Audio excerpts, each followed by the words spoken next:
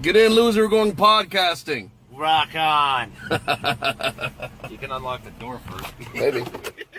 Warning. Pregnant women, the elderly, and children under 16 should avoid prolonged exposure to Dirt Diggler. Dirt Diggler may suddenly accelerate to dangerous speeds. Dirt Diggler has high gluten content and is not kosher, halal, or vegan safe. Do not ingest Dirt Diggler, as Dirt Diggler is for external use only. Discontinue listening to Dirt Diggler if any of the following occurs: itching, vertigo, dizziness, discoloration of urine, tingling in extremities, loss of balance or coordination, slurred speech, temporary blindness, profuse sweating, heart palpitations, increased use of profanity. If listening to Dirt Diggler gives you an erection lasting longer than 4 hours, you're welcome. Listening to Dirt Diggler may lead to unplanned pregnancies. If Dirt Diggler begins to smoke, get away immediately. Seek shelter and cover head. Dirt Diggler may stick to certain types of skin. When not in use, Dirt Diggler should be returned to a special container and kept under refrigeration. The ingredients of Dirt Diggler include, but are not limited to, a glowing substance which fell to the earth, presumably from outer space, and bad memories. Do not taunt Dirt Diggler. Dirt Diggler does not come with a lifetime guarantee. Dirt Diggler. Enjoy the show. Extra heat.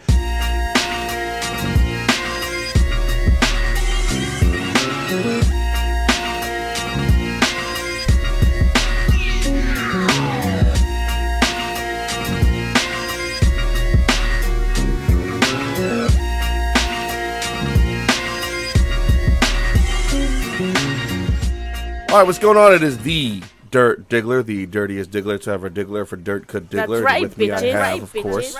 Your usual compatriot, Kenny the Dork, who is unapologetically New England. Right, Brandon and Gianni are once again engaged in other activities.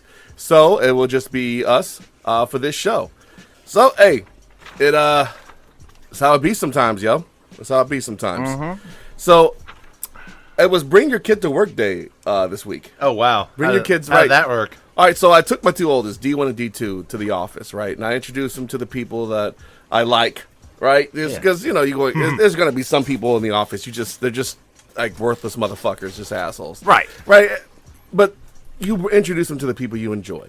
And we got a few folks in the office, and they're just really, really sweet people. They're fun to talk to. They're just good folks, right? Introduce them to them. Of course, these ladies have heard all about the girls, right? They've heard I'm a proud father, so they've heard about the childrens and what they do, right? So it was a pleasure for them to meet the girls and for the girls to meet them. The girls were like, oh, they're so cool, but there were like activities that they were doing to where like this is how they make coins and this is how this works and everything else. And I'm like, y'all want to do that? And they're like, no. I'm like, cool. So now what I'm gonna do is I'm going to haze you by taking you to all of the meetings with me. And so I did. I took them to all the fucking meetings that I go through every day. Man, and I just got to cut in for a second, because I remember how you used to haze people back in Okie. Yeah, it's different when they're your kids and not someone else's So I know kids. that, I mean, you know, you bring the same lack of chill to the Oh, there was hazing. no chill. I was like, we're going to go sit in this change control board, and I've got them in there, and they're just like, what the fuck is going on? And I'm like, this is how I feel every week. Like, this is how I feel. What the fuck is going on in here? It was good. Like, they understood, like, so 8 o'clock meeting, and they roll into another meeting at 8:50. And then from there, we like, so we have another meeting right now? Yeah, we have to leave this meeting early to go to this next meeting that I got to be in. They're like, what? I'm like, right, this is adulting. This is what happens. Like, this is how you adult. It's not necessarily the funnest thing, but this is what I do. Like, when I come drag my ass through the door, this is how it starts. This is why I'm fucking tired. So, yeah, we went through all that. And I said the girls were impressive. They did very well. They totally vandalized my whiteboard. They drew a dog on there. D2 wrote some Chinese saying the man likes the dogs in Chinese, or my dad likes dogs in Chinese. Okay. Right. I was like, it's out of nowhere from memory. She just wrote some Chinese, and I was like, that's fucking impressive. I can't do that. There's people in this room who can't do that in English, and they're native English speakers. So, like I said, it was interesting. It was fun. I would have brought the little one, D3. However, there was a going away from one of my coworkers who I care about at a pub, and I didn't feel like chasing an 8-year-old around a pub. I don't blame you on that one. Yeah. But like they were good though, and the next year I want to bring all three, and I want to bring all three through meetings so that they can understand. And one day, actually, I'm gonna bring the wife so that she can go through all the meetings with me and be just as fucking puzzled about what's going on as I am every day. Very well. Yeah. So what'd you want to do, man? Well, you know, it's been a rather mundane week. I mean, Thursday was pretty cool because, well, spoiler alert for all of our listeners out there and yourself who have not seen it, I went and saw Avengers Infinity War on Thursday night wearing an Infinity Gauntlet tie class because I am that much of a dork. Nothing wrong with that. There's nothing wrong with that. I mean, I've been waiting for this movie for, 27 years since the original comic book miniseries came out. It's good shit. It's good stuff. Yeah, it's a great movie. It's on its way to breaking the opening weekend record for domestic gross. And I had a great time seeing it. And then Friday night, me and the lady attended a food truck party. We won a contest and got complimentary VIP wristbands and drank for free all night. Were these DC or Baltimore food trucks? They were Baltimore food trucks. It was in Fells Point. Okay. Had a great view of the harbor. I put some pictures up as I was just blown away by the imagery. It was a great time. I had a rather good time just mingling around. The lady bought a new dog collar with the Maryland flag, the Ravens flag, and the Orioles flag, all in the little crab design. Oh, God. Oh, yeah, she's that proud of Marylanders. Yeah, and she had been looking for a new collar for her pupper anyway. Mrs. Diggler thought I was a tick on the back of people's windows. He thought the crab was a tick.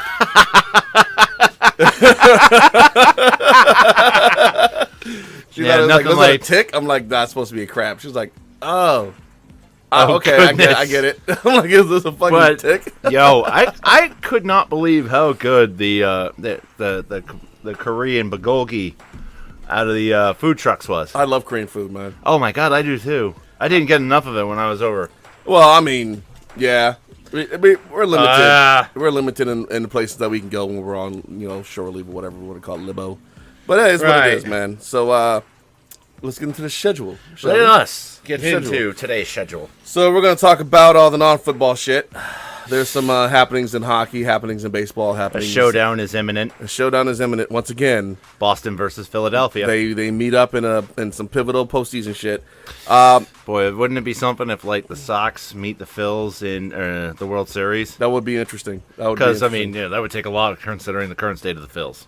No, the Phils are not doing bad. I know. We'll get into it. We'll get into that. We're going to talk about the draft, which happened. It happened, yeah. It happened. The draft happened in Dallas, and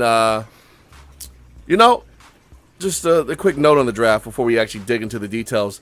They had it in Jerry World. Yeah. And you know what? I just did not see the same level of excitement and energy that we saw in Philly last year. Last year was fucking lit. I mean, shit. But this year, it seemed rather sedate compared to the open-air festival atmosphere that was the Philadelphia draft. I mean, it was just, Jerry World. The problem is that it's so huge, and the sound goes up, but does it come back down? Look. That's the big problem. It's just too big. Look, they had the son of a bitch on the steps of the art museum. That's where they had the draft last year. Yeah. And it was a fucking event. Yeah. And so, of course, Dallas had a temper tantrum. And Philly's making us look bad. That's it's not hard, but no shit. That's what we do. And it just so happens that the Eagles are coming off of a championship, and they got to trolling. They got to early and often. But yeah, just to talk about that real quick. But yeah, we're gonna talk about our respective team drafts. Yes. Then we're gonna talk about some basketball stuff. LeBron James, there was a shot, and he's being compared to a certain someone, and we're gonna have that discussion a little bit. Was his middle name Jeffrey? It could have been. Did he wear number 23? At one point, yeah. I think so. Yeah. At one point, I remember him as a number 45, though. All right. Brief memory is terrifying. All right. Did he play baseball too? I think. Poorly, but yes. Yeah. So we're gonna do the Would You Rather, which is a fixture now. We have a good time with that. Oh yeah. It's a lot more fun. We have 4 fucking people, but hey, we can still have the discussion. We can still kick that one around. All right, we're gonna do our shitty beer of the week, which we have a new entry into this. Oh Lord. A familiar name with an unfamiliar beer. Style of beer, so to speak. And then, all right, so we're not doing the shitty hot take. We're gonna go do the people's take this week. The people's take. We're gonna debate the Browns drafting. The Browns is an organization. Well, you're on trial. Yeah, we're gonna talk about this draft though. This is the context of this year's free agency and this year's draft. I will be defending. Dork will be prosecuting, and we're gonna have. In spite of the fact that I would love to see the Browns succeed. And you know what? You listeners out there can be the judge. So let us know what your verdict is. Hit us up on Facebook or Instagram or Twitter, or you can send an email to dirtdiggler2823@gmail.com because we want to hear. And honestly, we haven't plugged our website or anything, or email in a while. We have not, and we need to be more vigilant of that. Yeah, we just haven't. So let's get into this, man. Let's rock it. Boston. I understand that there were some playoff games happening with the city involving Boston. Jesus Christ. The Celtics and Bruins are playoff divas. Seriously, they milked their first-round series for all the drama possible before finally winning their respective Game 7s to advance. The Bruins, the defensemen decided to take a couple games off in 5 and 6, and they took the first period and a half of Game 7 off before finally coming out of their shell. Tuukka Rask was a screen door a lot of the time. Yeah. And then, routine saves evaded him. You think that he can tighten up, Tuukka Rask? Oh, he was making spectacular, unorthodox saves. He was, to quote, standing on his head a lot. But there were a lot of routine shots that went in. And the Maple Leafs goalie, Frederik Andersen, was looking like Patrick Waugh for a while. Wow. And then third period, Game 7 was kind of weird in that, like, the Bruins, there's a faux pas for you. The Bruins came out firing. Yeah. And the Leafs would match them. And, they went into the end of the second period. The Leafs had taken a 4-3 lead. And I looked at Lady Dork and I was like, I don't know. Freddie Anderson's been pretty hot this series, and I think this was their best chance. I think they're done. And then all of a sudden, like, DeBrusk and Torrey Krug decided, no, fuck that. We are not going out like this. And they just lit it up. You got to remember, man, these guys are... Yeah. There's very few teams in any sport that you can't come back against. I mean, there's a few Death Star juggernaut squads out there that when they get you down, like Golden State's one of those teams. Well, yeah. The Patriots are typically one of those teams. Yep. I mean, there's just some teams that once they jump on you, there's very little you can do to save yourself. Well, yeah, I mean, it was just having watched Games 5 and 6 and seeing how the top line of the Bruins was too cute with their passes. They were trying to make the extra pass where they didn't need to. They needed to be more aggressive. And the defensemen decided to take a couple games off, or maybe Zdeno Chara was just showing his age. He is 41 years old. It was just one of those things where it didn't feel like the Bruins had enough to finish it off. And then there was this switch flipping. And it was beautiful to see, and it carried over into Game 1 of their next series. They scored 4 in Game 7, period 3. They outshot the Leafs 16-2 in the third period. See, sometimes you just see something, and all of a sudden it all makes sense, and you go do your thing. Yeah, they won Game 7 7-4. They won Game 1 against the Tampa Bay Lightning with that that Florida hockey base, that hotbed of hockey of Tampa Bay. What a hotbed. What a hotbed, but they won Game 1. They looked to have righted the ship moving forward. It's also a baseball hotbed from what I see. Oh, yeah. The Red Sox are playing the Rays this weekend, too. So, we went from beating up Boston, or beating up Toronto twice in the same night last week to beating up on Tampa Bay in the same night twice. So, it's like with each city we go through, we devastate another city, twice in different sports. That's cute. And if Tampa Bay had a basketball team, we'd kick their asses, too, because the Celtics eliminated the Bucks. Have you ever been to Tampa Bay? No. It's a glorified strip mall. Well, actually, no. I've been to St. Pete. I've been to the Tropicana Field. That place is a dump. Well, let me take that back. All right, haven't been to Tampa. Tampa has Ybor City. Yep. Right, big cigar place. That's good. Tampa's got a large Cuban population, and they have great Cuban cuisine. Yeah. However, the city of Tampa itself, I mean, if you have been to a Philadelphia, New York, Boston, Los Angeles, San Diego type things, Tampa Bay is a huge step. It's not as developed. Mm-hmm. It's got its charm. But it's better than Jacksonville, North Carolina. Probably be better than Jacksonville, Florida. Anything is better than Jacksonville, North Carolina. But it Shout pales. out to the Marines. But it pales in comparison to like a Miami. Yeah, it does. You know what I'm saying? Definitely, it pales. So I don't want to call it a glorified strip mall, but it's a strangely built city, but it does have a history. Yeah. That I didn't want to shit on the city just arbitrarily. I'll have to give it its little bit of props. Yep. But for the most part, fuck Tampa. So there you go. Tampa. Yes, Tuck Fampa. Yeah, and then so getting back to where I was at, like with the basketball thing, the Celtics eliminated Giannis Antetokounmpo. Say that 3 times fast. I can't say it 1 time. I know, I can. It's great. It was a lot of effort in that one. But the Bucks were a pesky bunch and exposed some warts in the Celtics game. But eventually the Celtics put it away last night in Game 7, winning by 16, moving on to face Dirk Diggler's Philadelphia 76ers. I, for one, am a little worried about that series coming up. I know you're going to tell me what you think of this series coming up because Jaylen Brown was on that exercise bike for most of the second half last night. Yeah. I was a little worried about that, and that's great. We moved on. Nobody expects the Celtics to really go far because of the fact that Gordon Hayward and Kyrie Irving are done for the season. So, Boston's kind of written this season off, but, you got to get out of the first round and beat a team that you're clearly superior to in the Milwaukee Bucks. And then last thing on my Boston City love fest here, the Red Sox tripled their loss total in this week. They went from 17-2 to 19-7. It's been a rough week for the Sox, but the Old Town team seems to have gotten things a little bit back on track, I hope. It's still early. We're only 1/6 of the way through the season.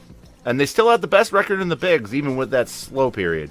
Well, baseball is a bunch of slides and yeah. streaks. The starting pitching has still been great. It's just that the offense and the bullpen have kind of had a little bit of a funk this week. You get some injuries in there. Yeah, it is what it is. That's why it's so hard to track baseball because it's such a long season and so much shit that happens. The best parts of baseball are August and October.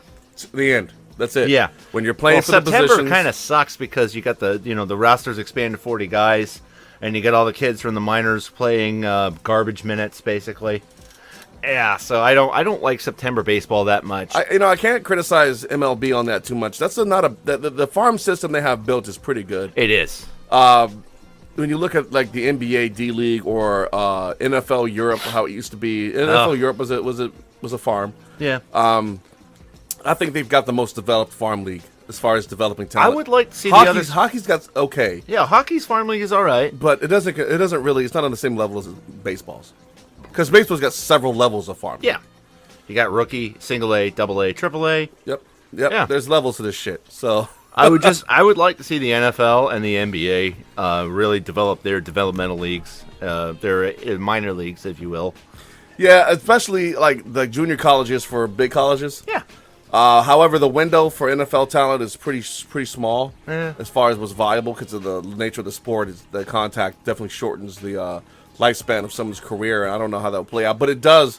Maybe 1 or 2 years in the minors gives a guy a chance to go from being a practice squad body to being a special teamer or part-time starter. Yeah. Which for some players, like some of the best players we've had started off on special teams as undrafted free agents. Yeah. And now they're all Pro Bowlers. Well, Julian Edelman started that way. A lot of players started that way. Yeah. It's just a matter of sometimes you need a little more polish. He was like 3 picks away from being Mr. Irrelevant in the 2009 draft. And he wound up being, like just a special teamer, punt returner. Yeah. And then, Wes Welker got hurt. He got his chance to shine. Time to shine, Brucey. Yeah. So yeah, it is. All right. That's all I got for Boston. What about Philly? So the Flyers were finally put to rest.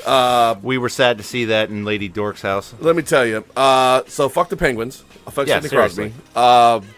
Man, look, there was that Game 6 was nuts. Look, there was not a single game where the winning team didn't score at least 5 goals. Right. And the Penguins were scoring within seconds of the puck dropping. Within seconds. Like, puck drops, drive, score. It's like, this is not basketball. It's not how it's supposed to fucking work. Like, you shouldn't be scoring within 2-3 seconds at the beginning of the game, but this is what was happening. The Flyers just, honestly, don't have what it takes to win. Cotier was hurt, had a torn ACL or something like that. He had a knee injury he played through at the end of the series. But, so, for as far as gutsy performance, I have to give it to the Flyers. They were gutsy. However, there was too much of a talent gulf.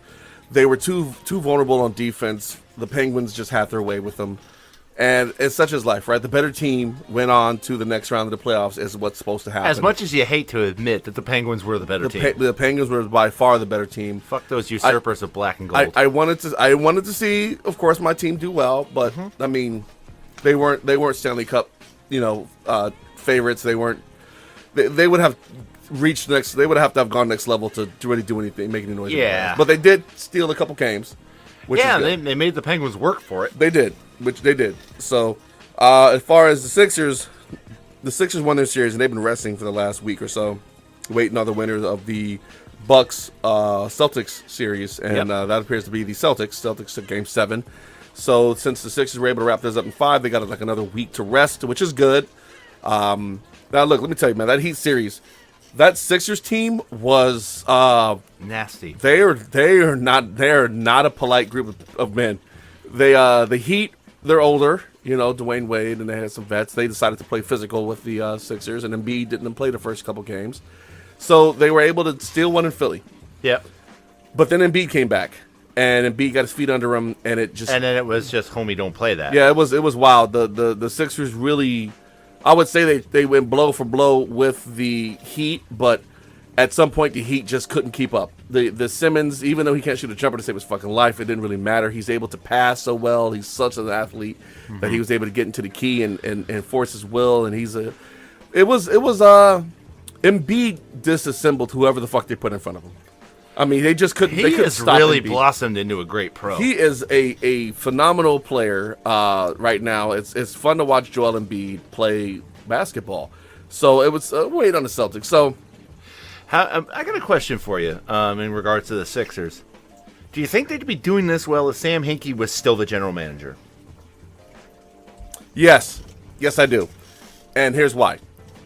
Sam Hinkie did have an end to the tanking, and he actually resigned just short of actually ending the tanking.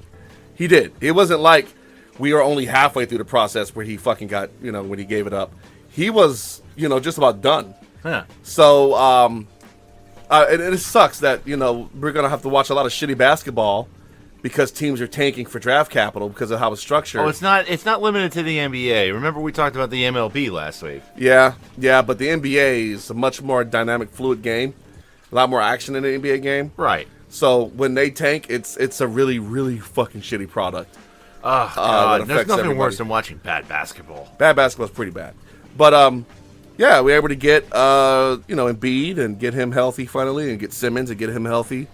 I mean, he's a monster on both ends of the floor. But if Hinkie was to stay, I'd say, they'd still be doing good. Colangelo is all right, He's able to benefit without the ire that Hinkie earned during the tanking. He overtly tanking because we're going to fucking tank. We're going to, get draft capital, and we're going to position ourselves to pick a nucleus of young studs, and that's exactly what the fuck they did. All right. So I think everyone owes Hinkie an apology because he played within the rules of the system to build a team, and if another team would have done it, like the Lakers, they'd be getting applauded. No, the Lakers have done that. Well, not like the Sixers did it. They didn't announce. Well, I mean, nobody did it quite as bad. When it comes to like saying, listen, guys, we're going to be really shitty for a while. Please bear with me. Trust the process. Like, to tank, okay. Teams tank. Yeah. But to announce you're tanking? To say to the world... That's like Vince McMahon telling the world that professional wrestling is scripted to get out of having to get licenses for combat athletes. There it is. Yeah. There it is. To admit that you're tanking and to go execute such dedicated tanking. Such a heinous tank job. I mean, wow. No, it was a great tank job. Just it was the tanking just in and of itself, the quality of basketball was heinous. Oh, yeah, of course. It was a Rhinoceros, nice. But yeah, I think he'll still be good. So, I think the Heat, so that's the number 2 and 3 seed, with the Celtics being the number 2 seed, Sixers being the number 3 seed. So the Celtics will have home court. I think that the Sixers present a very unique challenge that the Bucks simply can't produce because the bench for the Sixers is vastly superior to what Milwaukee had. You take Embiid and Simmons off the floor, and you got to deal with a resurgent Markelle Fultz. You've got to deal with some bigs that aren't scared to mix it up and can score. You got to deal with a slew of perimeter shooters who can cause you problems, and they're all good defenders. Yeah. So I really think that while this series will not be a sweep, I don't think it's gonna be a sweep. I do think that the Sixers will take it in 6. They may trade home away wins, like the Sixers will win in Boston, Boston will win in Philly. But I think as far as the athleticism and the depth that this Sixers team happens to have right now, it causes some very unique problems. I don't think Al Horford is the answer against Joel Embiid, not the way Embiid's been warming up. I just don't see it. I don't think that there's an answer for Simmons and his ability to get to the basket and create. I think it'd really be one of those things to where if Boston's not shooting 60-70% from the floor, it could be ugly. I'm going to differ slightly on this. Obviously, hello, I'm a Boston fan. Fair.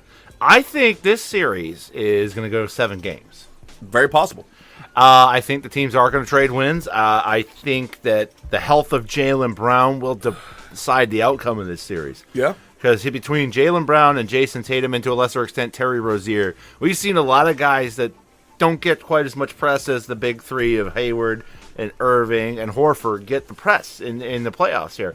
Jason Tatum and Jaylen Brown particularly grew up before our very eyes this season, became studs. Terry Rozier became a star in the Milwaukee series, I think. He really came into his own. Marcus Smart's back from his injuries that he suffered in March. I think it's going to be a lot tougher. The Celtics are going to move the ball around. And it's just Brad Stevens seems to wring just that little bit extra out of his team that you just didn't think was possible. Yeah. And he is a defensive genius in some ways. Brett Brown has kind of made a name for himself this season. Exactly. And it's like two of the lesser, two of the more underrated coaches in the NBA going at it in a series.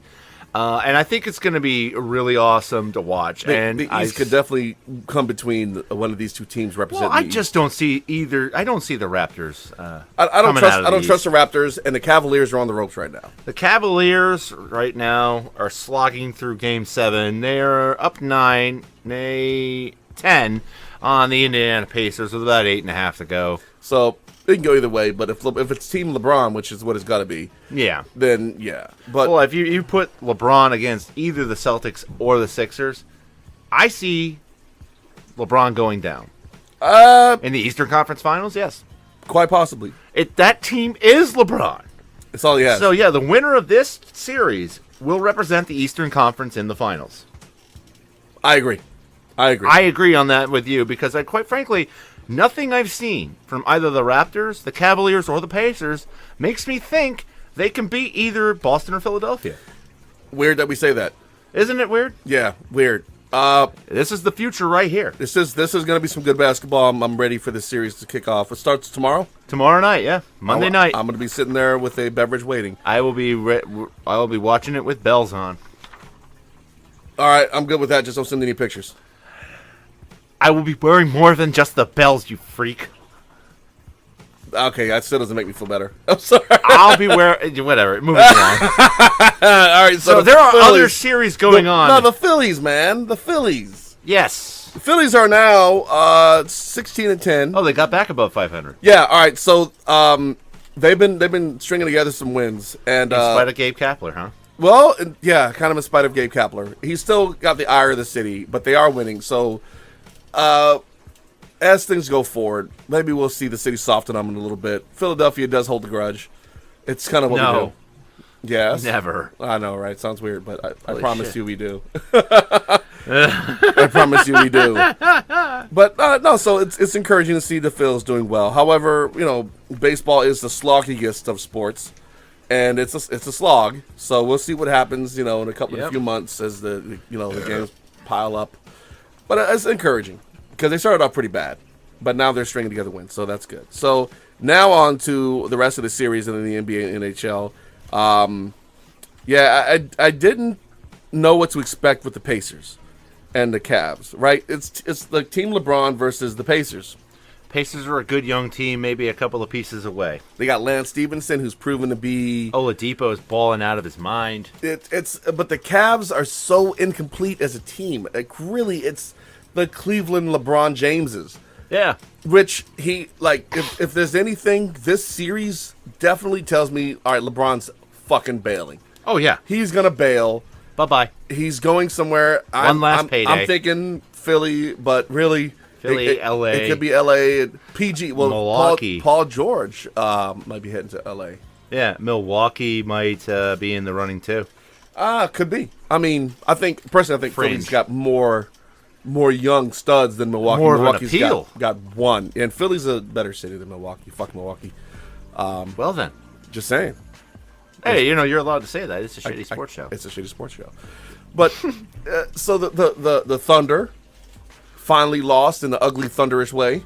Yeah, the Jazz just took him out back like old Yeller and shot him. But, Melo wasn't the answer. Paul George, okay. Westbrook, okay. Melo was a liability on defense and apparently a liability on offense now. And we cannot ignore the cardinal sin committed by the refs in Game 6. The refs are always going to be Paul George was fouled on a 3-pointer. They're always going to the refs are always going to be wanting. Yeah. You're always going to look at the refs and be wanting. They're never going to call a perfect game. They're human beings. But they missed a really obvious one. And they always will. I mean, Paul George should have gotten 3 free throws that could have potentially tied Game 6 at 94 apiece with seconds left. But we knew good and damn well they weren't going to take that series. Well, I mean, yes. You're right. For all the talent on that team, we knew the chemistry was going to be a problem. We knew that Melo was a reliability, and it came to pass. We knew. Well, and even if they had gotten past Utah, they'd have been slaughtered by Houston. Oh God, yeah. That would have been an ugly 4-game non-competitive series. Yeah, they'd have been stomped into paste. Yeah, it would have been. But now Utah gets that honor. Yeah, now Utah gets to get wore out by the Rockets. Sacrificial lambs. That series will start tomorrow as well, I believe. Yep. Oh, Pelicans Warriors got their first game though. Oh God, with the Warriors taking that one convincingly. So all right, you have a goddamn no shit Avenger on your team with Anthony Davis. All right, so the Golden State Warriors are as close to a basketball Death Star as there can be under the salary cap, right? Uh-huh. Right, so we look at Houston, we go, oh, look at all these points they score. But you look at the machine. That means Steph Curry's not even suiting up. You look at the fucking machine that is the Warriors. It's like you got 4 out of 5 players on the court are above 40% from behind the arc. They're ridiculous from behind the arc. They're shooters. They have Kevin Durant who gets to the basket somehow. You have all these players who are stepping up in the absence of Steph Curry, whose knee is healing up, and at some point Steph Curry's going to come back. Bruh, watching the Golden State Warriors in the playoffs the last few years has been like watching, Thanos collect the Infinity Stones. Yeah, it's just it's inevitable. It's inevitable, dude. So, I mean, they're a plucky team. I think the Pelicans, I mean, if Boogie was there, yeah. All right, but Boogie's not there. No. Boogie's not there, so it changes the series a lot in what they can pull off, right? The Pelicans may steal a game, like the same way that the Spurs did. But yeah, I don't this really might go 6, 5, Tops. Not going 7. Definitely not. They're too dependent on one guy. Yeah, and he's a monster. He's gonna have his day, but it's not gonna be enough. Not gonna be enough. So, shit, what else? Yeah, the Rockets, Jazz, yep. That'll be a 5 or 6 game series. The Vegas Golden Knights, hockey, man. They finally lost their first playoff game. Wow. 6 games into the playoffs, yeah? Yeah, this was their 6th playoff game in franchise history. And they just lost for the first time. So for all you long-suffering Vegas Golden Knight fans, the Stanley Cup is within reach. Listen, I understand your pain. I've lost playoff games as a Flyers fan. I've lost playoff games as a Bruins fan, I know what you're going through. I know it's your first one, but just know that there will be more. Oh, yeah. I mean, we Bruins fans waited 39 years between cups. That's what it is, man. Yeah, and Flyers fans have been waiting for 43 years, but we identify with the pain of the Vegas Golden Knights fan base. I mean, they've never won a Stanley Cup. Ever. Could you imagine how that feels? They only have one playoff series win. I'm so glad they're doing well. In franchise history. I'm so glad they're doing well this year. I feel for them, though. I really do. The Capspin annual torture porn extravaganza is underway. This was like Red Sox Yankees from the beginning of the century before the Red Sox broke through. Oh my God! So, yeah, I don't know. Alex Ovechkin is a Hall of Famer, right? He's one of the most accomplished hockey players to ever. Sidney Crosby makes him his bitch every year. No, not just Sidney Crosby. The Penguins as a whole have the number of the Caps, and every fucking year. And it's got to be psychological at this point. It's got to be they're playing who fuck, and they just fold because the Caps had a lead in game 1 and somehow managed to lose. And it's like, what are we doing here, guys? Are they that fucking good, or is it just at this point we just stay in their heads. Yeah, They're renting space in the Caps' heads. I have to agree with that. The Caps. This is like the Caps Steelers Pats. The Caps are a good team, and they just they can't get over the hump that is the Penguins. No, they can't. And it's sad. I mean, not for me because I work right by the Verizon Center, so I get to see all the fans anxiously go to the games, knowing what's going to happen. Yeah, I am in love with the Caps fans, sir. So I got you. You do what you got to do, man. I mean, I have to unfortunately console her after every Penguins playoff loss, or Capitals playoff loss to the Penguins, I should say. Well, you only got to do it like three more times. Yeah, you. At least there's an end. It's like the first thing she checked after we finished watching Infinity War. Did the Caps win? No. No. Why'd you even check? Just wait till you get home. You know what happened. But hey, it's what it is, man. Well, we were waiting for the crowd to dissipate before we tried to leave. Look, all right. So hockey's happening. Baseball's happening. Basketball is happening. They're all exciting right now.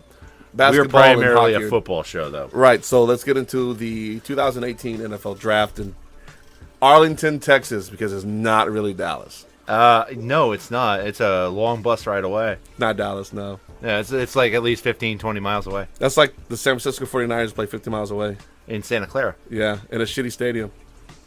Yeah, kind of. I've been in both stadiums. I could say that Dallas is a far superior stadium. Oh, no. The problem with the one in Santa Clara is that it's a fucking skillet. It's just hot. It's just kind of... Oh, yeah, I know. They built it like there was no sun. Right. Yeah, there's like this open end in the end zone, like... And when I was there 3 years ago, there was this, like, that open end right there, like... The sun was coming in and drilling me in the back of the head. Don't worry. The sun drills everybody over there. Well, but I was so happy it went behind the freaking press box. Oh, that's nice. Yeah, once it went behind the press box, WrestleMania was that much more enjoyable. All right, so let's talk about our teams, right? So, the Eagles only had 5 picks this year. Yep. Only had 5, right? So, all right, we basically mortgaged our future back a couple years ago when the Carson Wentz selection. And I'm going to say that worked out pretty well. Carson Wentz was an MVP candidate last year before he hurt his knee. Season turned out pretty good for us at the end. At some point this year, he'll be back. We still have Nick Foles on the roster. But as a result of moving up to get Wentz, we gave a lot of draft capital up, right? Which, if you feel like you have the guy and you gotta take some risks, right? They rolled the dice and it panned out. Came out with the Carson Wentz pick. So this is the year that Cleveland finally used up all the picks to get from Philadelphia. So Philadelphia only had 5 picks. We got a first rounder, number 32, because that's what happens when you win. As you get the last pick of the draft, which I'm not familiar with. So this is a whole new thing for me. I'm like, I know we're in the Super Bowl, so we get the last pick. Okay, I'm so used to seeing another team there that I just didn't know what to do myself. Really, bro? Listen, fucker, how many times have you been number 32? What, 5 times? I don't want to hear it. I know. Right? I don't want to hear it. It would have been a 6th if it weren't for you meddling kids. Go Birds. Anyway. Yeah. So I'm thinking, all right, I've been absorbing all the, reluctantly absorbing all the other mock drafts, which, fun fact, the people who write the mock drafts absolutely hate writing the mock drafts, right? They write them because us troglodytes can't fucking get enough of them. Whether we agree or disagree with them or not, we just can't get enough of these fucking drafts. We read them and we get outraged. We read them and then we become solidified in our opinion. Well, and not only that, but they have to write them to hype a particular agenda. One way or the other. Like Baker Mayfield at number 1. Baker Mayfield at number 1. We'll talk about that. Yeah. He's a first rounder. He's a Heisman Trophy winner. He earned a trophy. He's a first rounder. I'm not going to shit on Baker Mayfield. If they would have produced a different level of hype or different type of hype for Baker Mayfield, we'd feel differently about that pick. Right, maybe. But back to Philly, right? So Philly only have 5 picks, right? So I'm wondering who they're going to pick at 32. Now, I wasn't going to watch the draft this year because I fucking, for one, I didn't feel like sitting through 31 other teams fucking picking in the first round and then have them trade back, which I kind of knew was going to happen. Which they did. They did. The Ravens came up, and for those who don't know, Ozzie Newsome and Howie Roseman have a bit of a relationship. The teams have a relationship between each other. They're very close. They're sisters. Okay. Baltimore and Philadelphia are sister cities. If you've been to both cities, you'll know the architecture is very similar to both. They're built. The cities are on the same age. They have a lot of similarities. So the Ravens made an offer the Eagles couldn't refuse, right? We'll give you our second rounder and another pick here in the 4th round or something like that, and you whatever. So made the trade. So the Eagles fall out of the first round entirely and out of day one, which I didn't watch, like I said, so I've lost nothing. However, other Eagles fans who sat there on their couches waiting to see who we picked at number 32. Or live at Lincoln Financial Field. While I sympathize, you had to fucking know what was going to happen. Fucking A, come on. You had to know this was going to. Howie Roseman's our GM. He trades. This is what happens. So day two comes around. Belichick. Day two comes around. And I'm like, the Eagles going to take a second round. And just a couple days prior, a day prior, just know that day, earlier that day, because it was Friday. Earlier that day, Jason Witten, who's quite possibly, he is a Hall of Famer for the Dallas Cowboys, tight end, announces his retirement. He's going to be up in the booth for NBC or Fox. Oh, I don't. Either way, he's quitting football to go be in the booth. Right. This is the same team that lost Dez Bryant. Didn't really address it in the draft, but they Monday Night Football, ESPN. Yeah. Yep. So Jason Witten's gone. He's been a thorn in my side as an Eagles fan for fucking years, and now he's done. Oh, outstanding. Fucking mazel tov. So the Eagles trade up.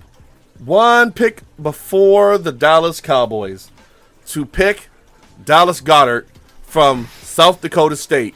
Why was he named that way? He was named after the Cowboys, surprisingly, right? So he's named after the Cowboys. I feel like we need a clip of Jimmy Johnson shouting, "How about them?" We kind of do. Yeah. So, fun. So all right. The Eagles have a need at tight end, right? But Darius, Geis was tied to the Eagles for like weeks now.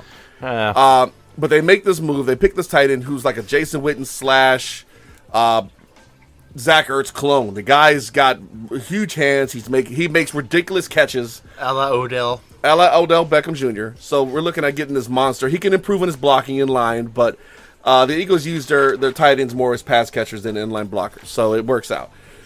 So the Eagles move up one pick above Dallas to take him in Dallas, and they have David Akers come out and announce trolled the shit out of him. Who fucking took the biggest, steamiest shit on the stage. All right, so oh, that was great. Drew Pearson, the talking head dipshit from Dallas who fucking trolled Philadelphia in Philadelphia last year, he had to understand he was sowing the seeds of discontent that would come back to bite him in the ass because this is Philly. And this is what happens. He didn't bite him in the ass, bit him in the dick. Right in the dick, right in the pee-pee. So he gets up there, and he, after all his proclamations of how awesome the Eagles are, which we are. World champs, division champs, NFC champs, yep. Whoop, whoop. He said all the things. He goes, hey, Dallas, the last time you guys were in the Super Bowl, these draft picks weren't even born yet. And it's like, boom!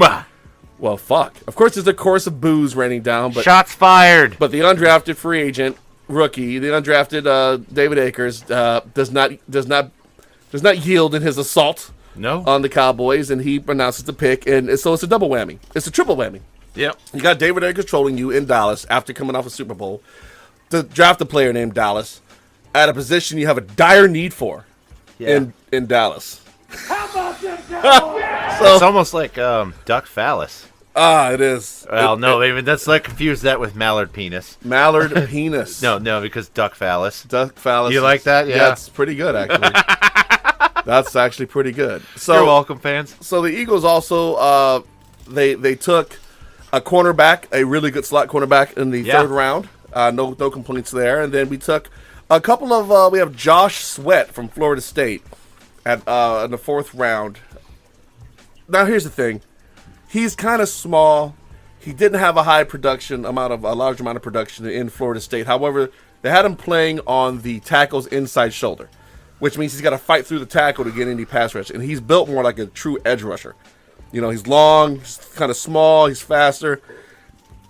So the best thing about him is he's not going to be starting anytime soon. He's got a shit ton of depth in front of him. But it was just really interesting to see the Eagles draft a defensive end with all the assets they have along that defensive line, especially at defensive end. But Long, probably going to retire after this year. Okay. Right? No guarantee that Brandon Graham's going to be there after this year. Right? Vinny Curry wants to get paid. Vinny Curry's already gone. He went to Tampa. Oh, my fault? Yep, he's already walked. So it definitely, you always take, if you can get an edge rusher, go for it. I got it. You know, the rotation is what made the Eagles' defensive line strong, was the fact that they just threw waves. I'm going to weigh in on that with my team in a minute. Yeah, that they threw waves of starting caliber player at you. Yeah. It just, offensive linemen get tired. It's for those who've never played, part of the ebb and flow of the game is at some point, both the defensive and offensive linemen settle into a cruise control type thing, where every once in a while they'll put out max energy to make a play, every once in a while, and that allows them to get comfortable, right? When you don't have to do that, when you can go all out every play because you know the guy behind you can produce just as well, the offensive linemen don't rotate. They're out there. So they're having to keep up with these fresh ass legs and fresh arms and these pass rushers play after play after play. So fourth quarter comes around, the pass rush, which is usually tired by this time, isn't tired. The offensive linemen are tired, and you start to see the dividends in that late in the game. Second half, you start to see it. Yeah. So adding another edge rusher, all right, cool. No issue with Josh Sweat. I want to see what he becomes. Then we end up getting this Matt Pryor guy at TCU. He's a fucking house. What is he, 6'6"? What is he? How tall is this guy? 6'7", 350. Jesus. Jesus! He's a fucking house of a human being. And then in the 7th round, they took Jordan Mailata, right? He is a rugby player. He's also like 6'6", 348 pounds. Dominant rugby player, never played football before. Never played football. So you get a project with Jordan. You get a guy you're going to develop with Matt. You get a guy who's going to have a few years to learn the trade with Josh. You have an immediate starter with Avonte Maddox, the cornerback out of Pittsburgh. They're going to put in the slot. And then you have Dallas Goedert, who's going to start. By the way, there's a GoFundMe to change Dallas's name to Philly, right? To Philly, yeah. So it could be Philly Goedert. So we don't want him to feel bad when we say fuck Dallas, so or get excited. We don't want either one of those reactions out of Mr. Goddard. But hey, so I think for the limited amount of picks the Eagles had, I'm pleased with the drafting this year. Of course, I always have the caveat: they got to make it out of camp healthy, which is harder than it sounds. Yep. But I think the Eagles made some smart moves as far as understanding the cap position going forward, and the fact that you got 1-2 years maybe before you got to pay the fuck out of Wentz, and how that's going to shape things. So the fact that we get all our draft picks back next year is encouraging. So that's good. So, all right, moving on to the Patriots draft, man. Tell me about the Pats. The Pats. Yeah, the Patriots had quite a few needs for a team coming off a Super Bowl appearance. Yeah. Obviously, they lost a lot of guys that contributed to that run in free agency, most notably Dion Lewis and Nate Solder on the offensive side. Amendola? Danny Amendola went to Miami. Yeah, he did. He's going to find out how much that sucks pretty soon. Nice weather. Hey, you know what? Danny, I don't blame him. He has been taking pay cuts for the last 3 seasons. He knew this was probably his last chance to get paid. All right, not mad then. Not mad at all. I am not mad at Nate Solder either because he's getting $15.5 million for 4 years from the New York Giants. The Patriots were never going to match that. These guys have earned they earned the paydays they got. And, maybe there was a little bit to the strife that they were just so, sick of taking Belichick's bullshit. But at the same time, it was disheartening to see them, leave. And so the Patriots had some things to address. And address them they did. You guys made some moves during the draft, too. Oh, yeah, there was a lot of trades. You guys made some serious second, moves. Third, fourth round moves. Not only that, but picking up the second first rounder from the Rams, everybody expected them to package number 23 and 31 and move up to take a quarterback. Patriots did not draft a quarterback until the seventh round. That's going to be a camp body, dude. I've not seen too many quarterbacks. They might carry 3 quarterbacks. They might not. This is it. Well, but getting into what they did draft, number 23, Isaiah Wynn from Georgia, beast of an offensive lineman. He's gonna be he's gonna be a day one starter. So the offensive line was looked at as a bit of a weakness going into the Super Bowl, especially when you compared it against the Eagles. They made it a strength on draft day. However, the offensive lineman that you had during that game, the scheme that you guys ran was magnificent to mitigate that pass rush, which was noteworthy. That was more of a product of Dante Scarnecchia, the long tenured coach there. So improving that level of talent on the offensive line is definitely a good thing to help keep Mr. Brady healthy for another year, while increasing the effectiveness of your running backs actually running the ball and not being pass catchers. Right. Yeah. And speaking of running backs, the Patriots also at number 31 with their second first round pick addressed the departure of Dion Lewis by drafting Sony Michel from the University of Georgia. as well. We got 2 Bulldogs in the first round. Nice. He is a dynamic pass catcher as well as a great run between the tackles kind of back. Should be interesting to see him in the... Yeah, I mean, even with that committee approach that the Patriots take to their running back position, it creates an interesting dynamic of, like, there was thought that maybe either Jeremy Hill or Mike Gillislee might not make the roster, but now it looks more like Jeremy Hill and Mike Gillislee might not make the roster, because now you have a depth chart that involves Michelle. You have James White, who probably should have been Super Bowl 51 MVP if not for Brady. No. Yeah, you've got Rex Burkhead, who can get 5 yards per carry. You got Brandon Bolden, who's a great special teams contributor. James Devlin, the fullback. There's a lot. It's crowded. It's a crowded bunch. It's kind of hard to count fullbacks. Yeah. They're running backs, but yeah. Anytime they actually get a handoff, it's a surprise. Like, oh shit, fullback dive. Yeah. It's not like you're running like Mike Allstott. You just ran. Or a Moose. You didn't run Moose that much. Moose was a lead blocker. Yeah. But, it's a crowded backfield committee, and it just got more crowded. People regarded it as an area where they were probably set. And then to see them draft a dynamic back like Michelle, who fell to them at 30-1. Everybody loves to pick right away because Brady loves to throw to his backs. Yeah, there's quick reads. Yeah, quick reads, hot reads, and he can create after the catch. So we'll see, though, man. Yeah, and then in the second round, they took Duke Dawson from Florida, who immediately projects as a day one starter in the secondary. And you package him with the other McCourty twin who signed in free agency, Jason McCourty, who signed over from Tennessee. The Patriots went about improving it. Not only that, they swung another trade with the 49ers to acquire one of the premier offensive linemen in the league, Trent Brown. Yeah, that was weird to see. And there were some concerns. The 49ers felt he showed up out of shape, and there was some concerns about his shoulder and how it rehealed from injury. So they felt safe in trading him. The Patriots are always one to take a chance on a guy who's on his way out with another franchise. Might as well. Hey, look at what happened with Randy Moss. Yeah, he was on his way out in Oakland and Minnesota. And well, first of all, during that time period, Oakland was where you went to die. Yes. You didn't go to Oakland expecting to win. This is true. But I like the fact that they went out and addressed their O-line right off the bat.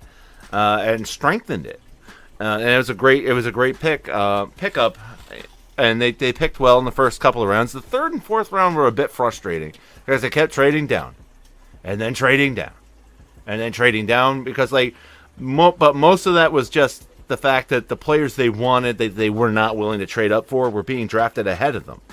Like Kyle Lauletta of Richmond, who was tapped by many to be a Brady replacement. Mike White of Western Kentucky as well. So whenever a guy wasn't there for them, they just traded it out of his spot. They picked up more draft capital for next year. And but where it really got interesting again for me was the 5th, 6th, and 7th rounds. They took Jawan Wheatley, who is a good edge rusher from Purdue. It surprised me that they waited that long to the 5th round to address a clear area of need. Yeah, the pass rush really wasn't strong for the Patriots last year. The defense, weakest we've seen in a long time. It was probably the weakest of the Super Bowl defenses. I mean, because you remember how weak the Patriots were their first Super Bowl run? The defense carried them. Yes, the first 3. The first 3, the defense carried them, and then the next 2, the offense carried them. Yeah, I wouldn't say it's the weakest ever Belichick defense in the Super Bowls. I think the Super Bowl 46 defense was a little bit weaker. I don't know, man. That pass rush was not there, and it cost you against Philly because both pass rushes struggled. One was able to get home one time, and that's all it took to steal the game.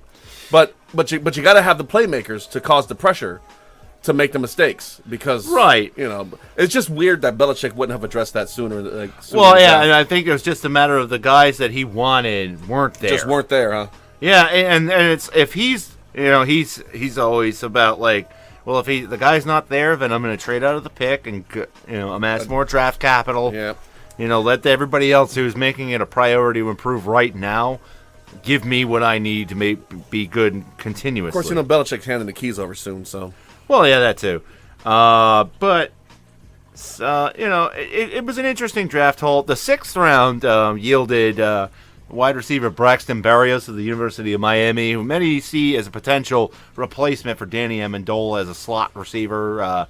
You're also going to have Edelman and Chris Hogan in that. That's like a bunch of slot receivers.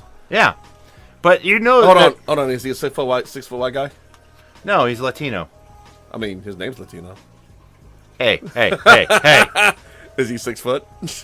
Because you know how the Patriots love sticking 6 foot white guys in the slot. I mean, that's just the guys. Yeah, I understand that, but that's the kind of offense they run. Hey, man, it's what it is. It is what it is, and that's what's worked for them for the last decade. Not criticizing it. It's what it is. I understand. It's frustrating to watch if you're on the opposite side. And then they finally drafted a quarterback in the 7th round. Danny Etling, have you ever heard of him? Me either. No. I mean, he's just a camp body. He's gonna, just be there to back up Hoyer if they carry 3 quarterbacks. Well, he might beat out Hoyer. Who knows? He might. Who knows? I mean, Hoyer has been in the league a decade.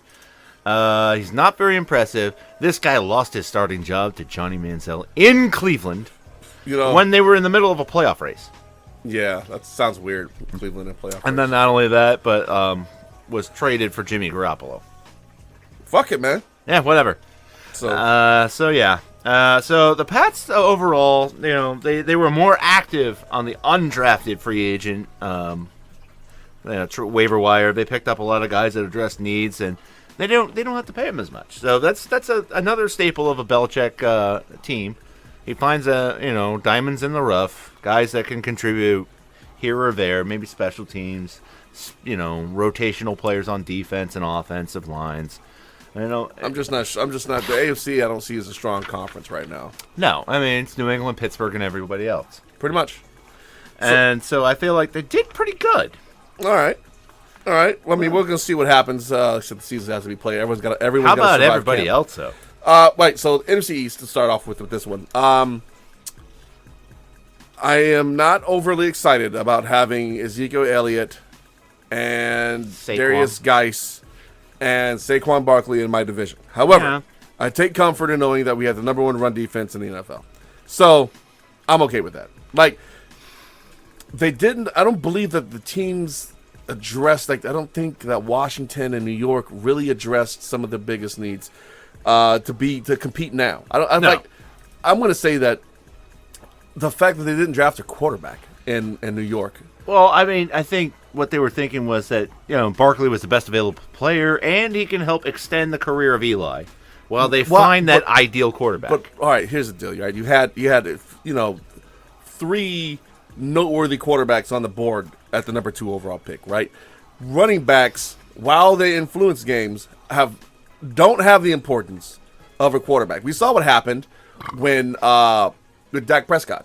Yeah. Right? Dak Prescott is totally dependent on the effectiveness of Ezekiel Elliott.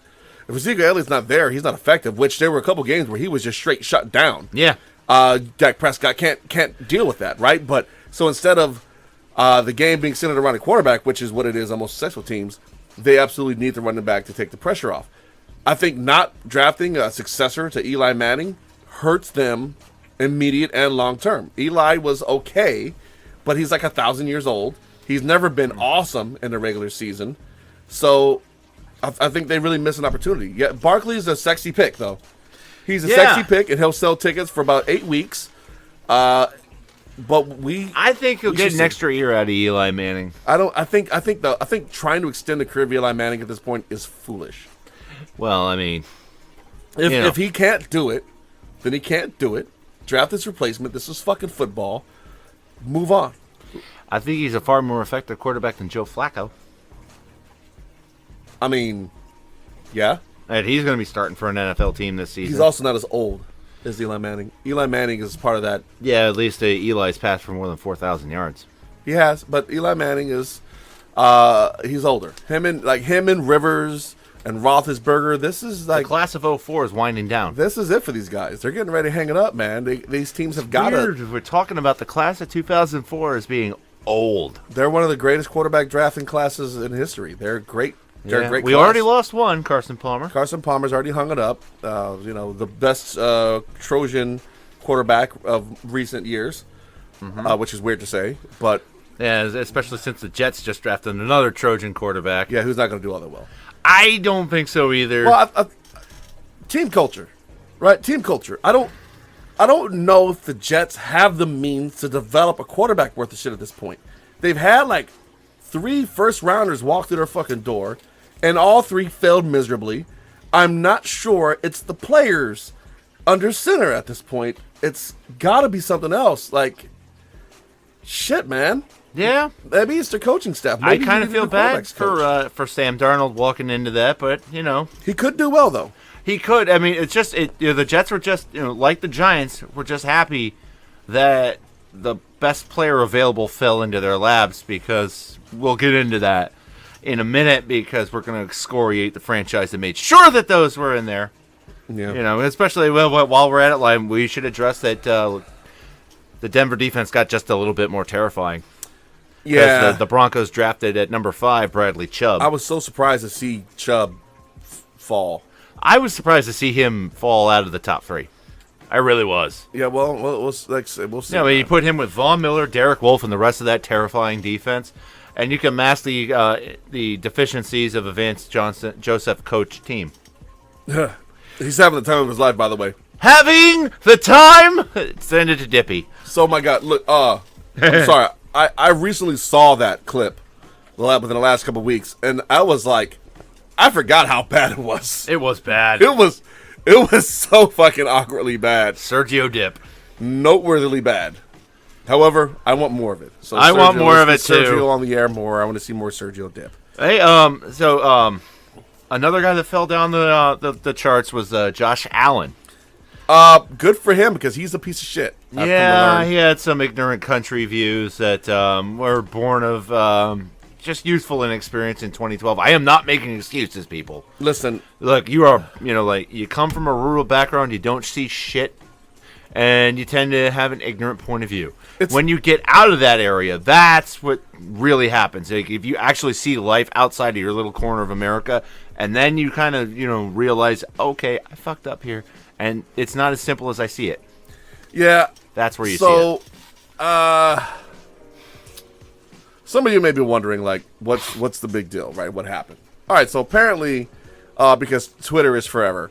Josh Allen had a bunch of tweets where he was where he was using the N-word like it was the coolest thing, right? But the context in which he was using it wasn't the typical "let's hang him" or "I hate him." He was honestly, it seemed like he was using it like how you would imagine black folks using it, like as a term of endearment. Now, is that a reason to use it? Nope. Fuck no. Right? At no point should anyone feel that word is acceptable, ever. All right, especially a white dude out in the fucking country. That's not okay. So at no point should he have even felt comfortable fucking saying the word or typing it for anyone to see. It's not a word that should even been in his fucking lexicon. So I got some issues with that. However, I'm sure that it's water under the bridge and that everyone's gonna move past it until he goes to a Kenny Chesney concert, and then we'll see what the fuck is up. Riley Cooper. Hey, thank you for catching the reference. That's part of why fucking players hated Chip Kelly, by the way. For real? Yes. Not cutting Riley Cooper right away, right? Yes. Paying the fuck out of Riley Cooper after that. A lot of the black players who were the nucleus of the team had issues with Chip Kelly after that. So. I wouldn't blame them for that. Yeah. I mean, I get it. But yeah, so Josh Allen, I was wondering whose draft stock was going to take a hit because of some tweets. And there it is. It was Josh Allen. Yeah. It was Josh Allen. Josh Allen was the Laramie Tunsil of 2018. Except he did it to himself. Yeah, exactly. Because Tunsil didn't push. He got hacked. Tunsil's shit was hacked. Yeah, like the stepdad or whoever fucking tried extorting him and hacked him. He was just tweeting some dumb shit. Yeah, like, okay, so what? He smoked. Honestly, yeah. I'd much rather have you smoke a J than arbitrarily drop the N-bomb like you're my fucking friend. Because you're not, so don't ever say it. But anyway. Yeah. So Josh Allen dropped to the Bills at number 7. And, speaking of those awkward tweets, there was some from the Alabama 2013 title game against Notre Dame about his new teammate's current wife. Hey, bruh, don't go hitting on my wife. That's got to be some weird shit. I mean, it was 5 years ago. He was a teenager, and he was all hormones. So. Honestly, man, maybe it's the generation, but I don't tweet at my every thought. Maybe that's a good way to go forward. Don't tweet your every fucking thought, right? Thank you. It was bad when Britt Musburger had a fucking raging erection on the air. I mean, to be fair, Catherine Webb McCarron is a beautiful woman. However, just keep it to yourself. I'm not going to risk it all and salivate and rub my giblets while I'm on the air when the camera pans over to him, make that more important than the game I'm fucking covering. It was honestly kind of creepy. Yeah, it was, especially considering she was probably 21 at the time, and Musburger is 75. Those guys are old enough to be her granddaddy. Yeah, seriously. That shit was creepy. It was a beyond creepy. It was not okay. And as a result of Brett Musburger normalizing that kind of behavior, Josh Allen said, hey, I'm going to let everybody know that I think she's beautiful, too, in the most inappropriate way. And now it's all coming back to bite him in the ass. I want to be a fly on the wall during that first quarterbacks meeting. Honestly, they're going to not even say anything. I bet they're not. I bet she's I'm sure they'll hammer it out before then. We'll see. We'll see. So the Christmas party should be interesting, though. Yeah, it should be. Alcohol. Yeah. Because they're not making the playoffs, so they're going to be celebrating like a motherfucker. Definitely having a Christmas party because they're not in the playoffs. Yeah, maybe a New Year's party. New Year's, probably, yeah. Yeah, because then the season's officially over. They're officially eliminated. It is what it is. So Rosen to the Cardinals. Rosen to the Cardinals. How about this for Steve Wilkes? I like that pick. Steve Wilkes just balls out, making sure he gets it done in his first year. All right. So having him be in the wings for the first couple games until Bradford gets hurt. Yeah, because the stiff breeze will put him on IR. Yeah, I think that's a good thing. Bradford's biggest knock has always been his reliability. He's not reliable. No. All right, he gets hurt too much, but he's not a bad quarterback. He understands the game very well. All right, and Sam Bradford in a knee brace or in a sling can still spin up your young talent, and he will. Is he worth $20 million? Fuck no. But if you hired him on to be a player coach, then I guess he is. Because most expensive player coach in a long time. Fuck. Who's that guy we had backing up Wentz the rookie year? We let him go. But he came Chase Daniels. Oh yeah. Chase Daniels filled that role for Carson Wentz after they traded Bradford. So I kind of get it. It's the value that the team puts on them, right? Not their actual market value. And while I don't agree with it, it's what they did. But they have their future, right? I think that Rosen's exactly where you want a Pac-12 quarterback at is a warm or domed environment. He's familiar. They played Arizona State. It's just like playing at home for him. It's like you went to Cal getting drafted by the Niners or the Raiders. It's a lot better off than Mr. Darnold. Yeah. Oh yeah. So he's in a better spot to play his games. I think he's got a better system to plug into to learn the trade. And the last quarterback of the first round of this year, absolute. I believe it was a home run by the Ravens. I can't knock this pick, man. I can't knock the Ravens getting with the Eagles to trade up and take Lamar Jackson. I think that's a really smart pick. It's great when you want to announce that you're overhauling your whole offensive philosophy. And you know what? You know what they announced him as? A fucking quarterback. Yes. I can't believe this is still a fucking thing, to where they're wanting to take fucking quarterbacks that happen to all be black and make him into wide receivers or some other dumb shit. Yeah, I mean, just because he's black, he can't play the quarterback position? No, give him a chance. Like, so did he play a style of backyard football? Yes. Did he have anyone to throw the ball to in Louisville? Fuck no. But his completion percentage, his downfield accuracy, and his reads were better than all the quarterbacks taken ahead of him. Pretty much. So I think this is a coup. Yeah, and not only that, but he also, like the number one overall pick, Baker Mayfield, was a Heisman winner. We're gonna get into Baker Mayfield, folks. There's a reason we haven't mentioned him. We're getting to it. So I'm gonna say that the Rat Birds. This is a coup. This is it's a very smart move. Yes. They make some inexplicable decisions. However, this was not one of them. I like this move. I like this one. I want to see. I mean, and when you think about the fact that Ozzie Newsome is a lame duck general manager. Yeah. This is good though. I think John Harbaugh's probably a lame duck coach. Joe Flacco's probably a lame duck quarterback. I want to say that Harbaugh probably gets another couple years with Lamar.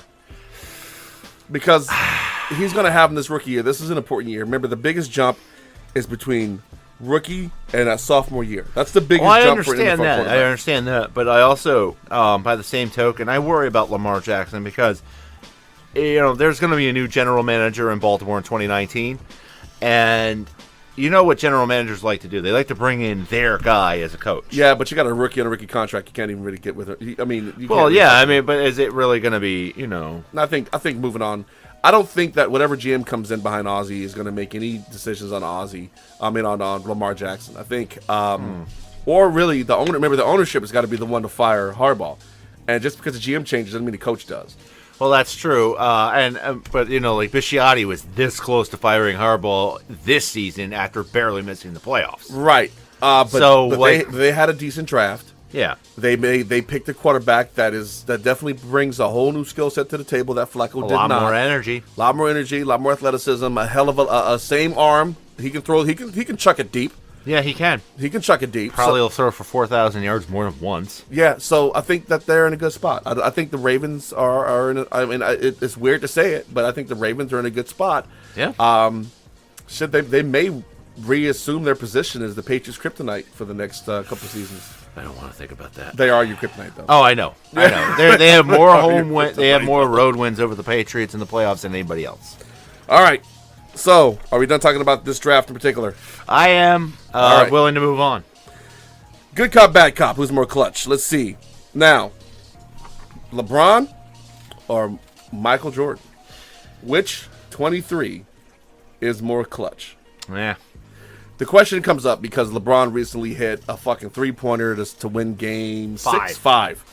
They laid an egg in game 6, bro. Right. So. But they did win game 7 today. They took the series now. So, I'm going to say that LeBron is more clutch than Michael Jordan, and I'll even go so far as to say that LeBron is the GOAT over Kobe and Jordan. Wow. For this reason and this reason alone.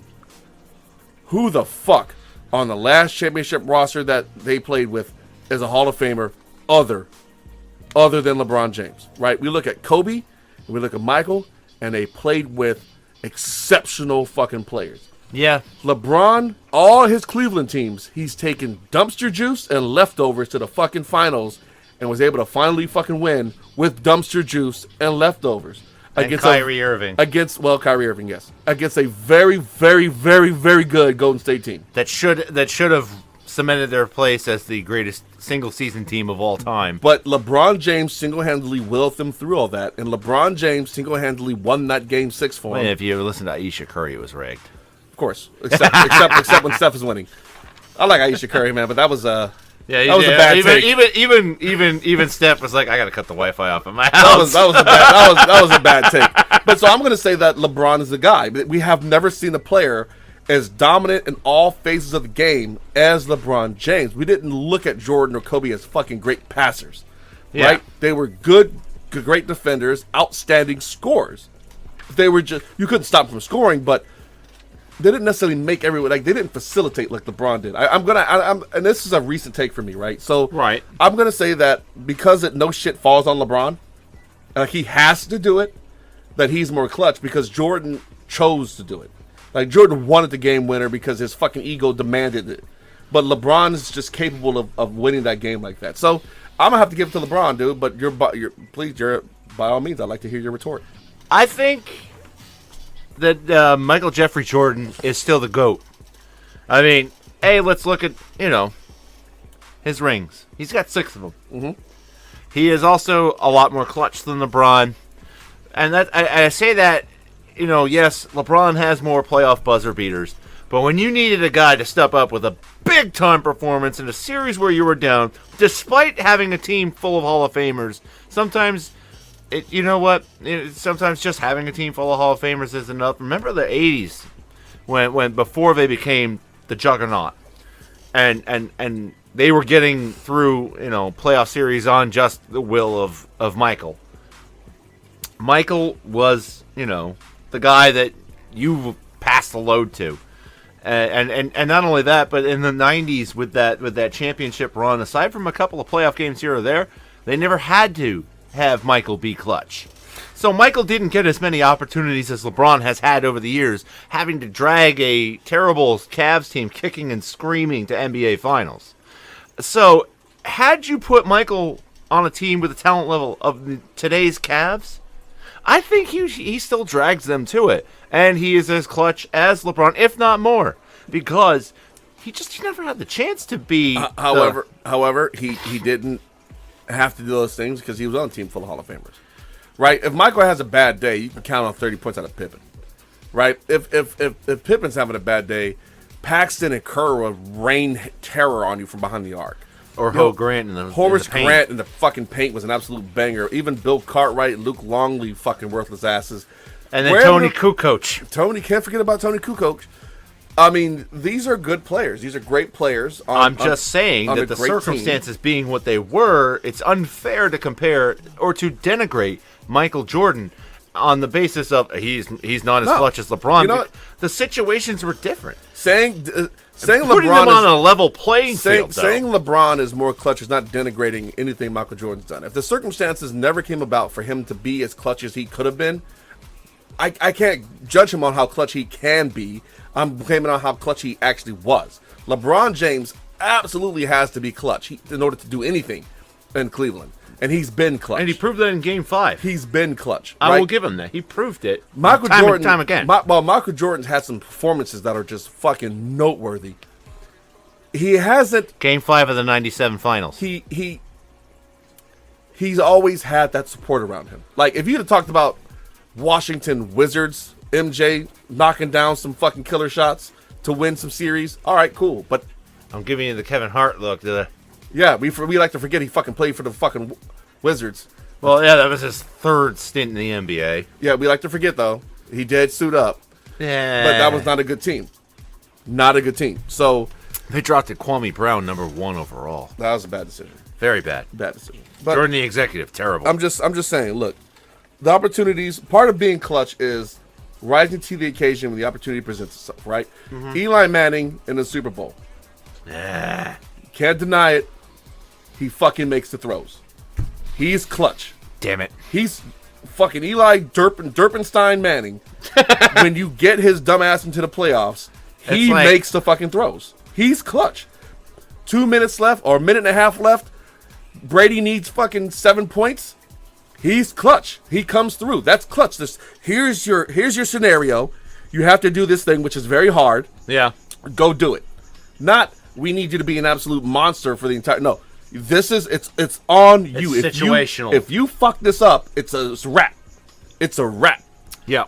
So it's that's to me that's what clutch is. So yeah, Eli Manning's pretty terrible. Hell, Flacco during his Super Bowl run, he was clutch. He played some really fucking good football. Although, let's be honest, he has one actually competently defensed ball in Denver away from going home in the divisional round. It's what it is, though, man. It is. You're right. Fucking the Browns go to the Super Bowl if it wasn't for the drive. If it wasn't for Biner fumbling on the one. You can't forget the drive, though.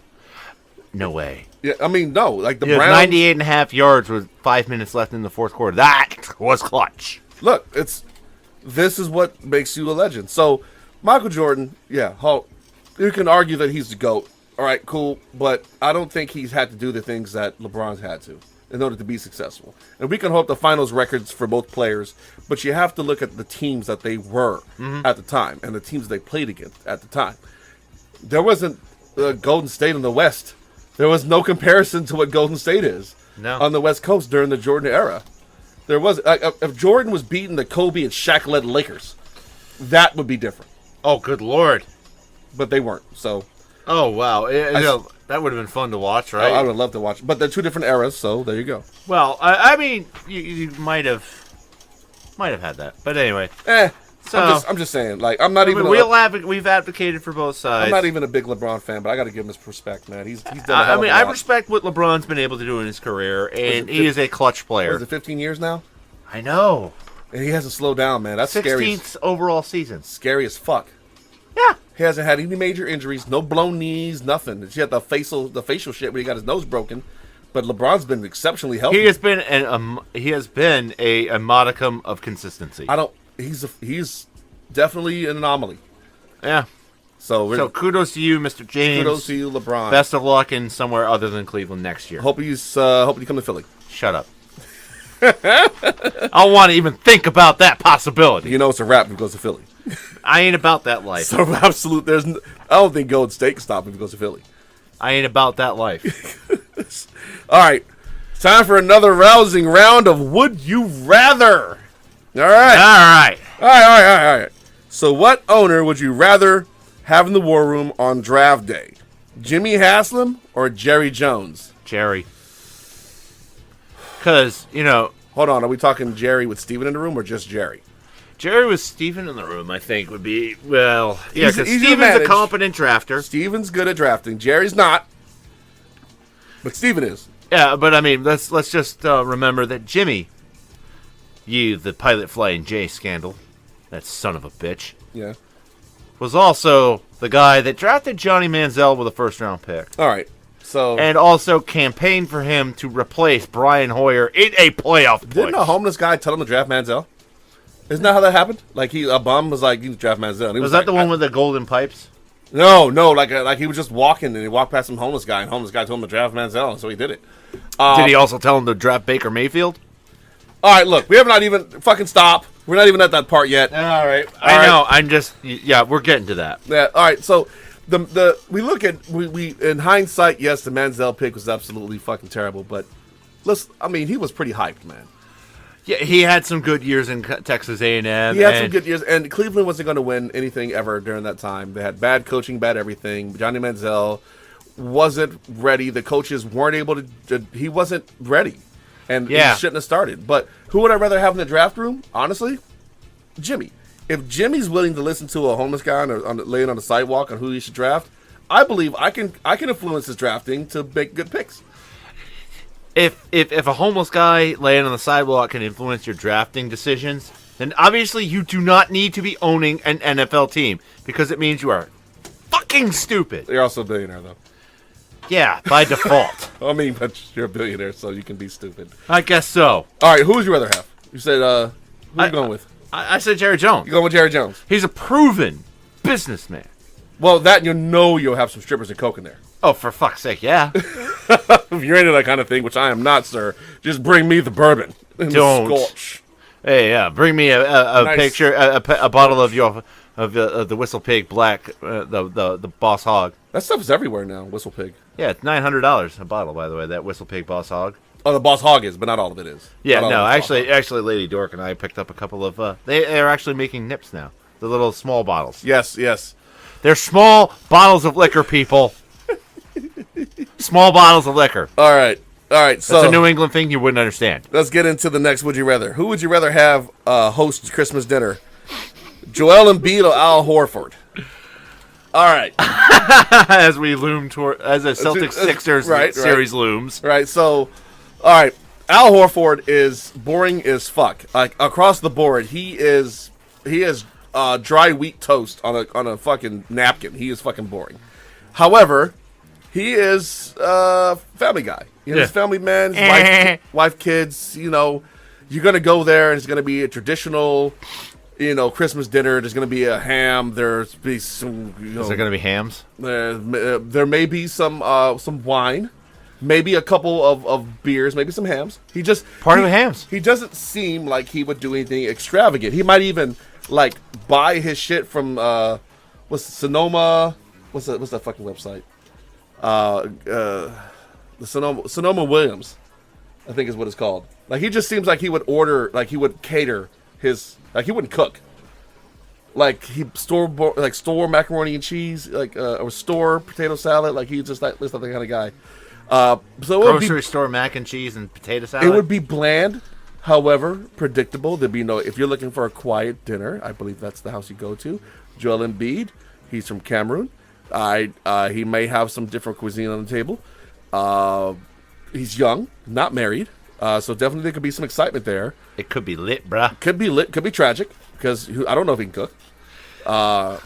If anybody's gonna have theirs catered, I would go with Embiid. Honestly, I think that Embiid being young and feeling invincible at this point in his life, I think he would try to cook something. He'd ask you to trust the process, and I'd have to. I would trust the process. All right, because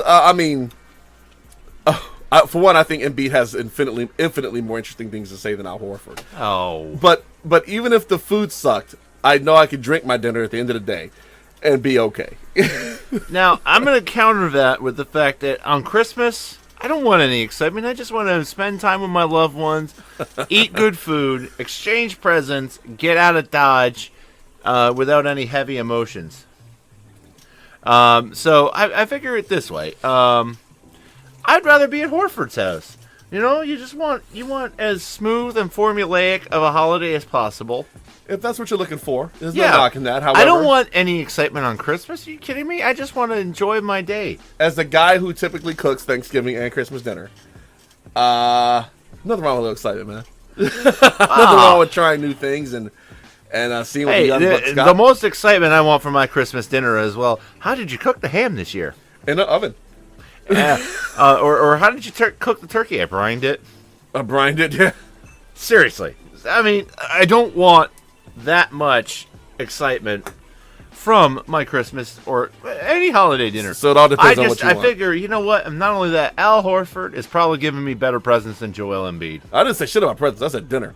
Hey. I didn't say shit about you presents. got to encompass the whole Christmas package. I just said bro. dinner, dude.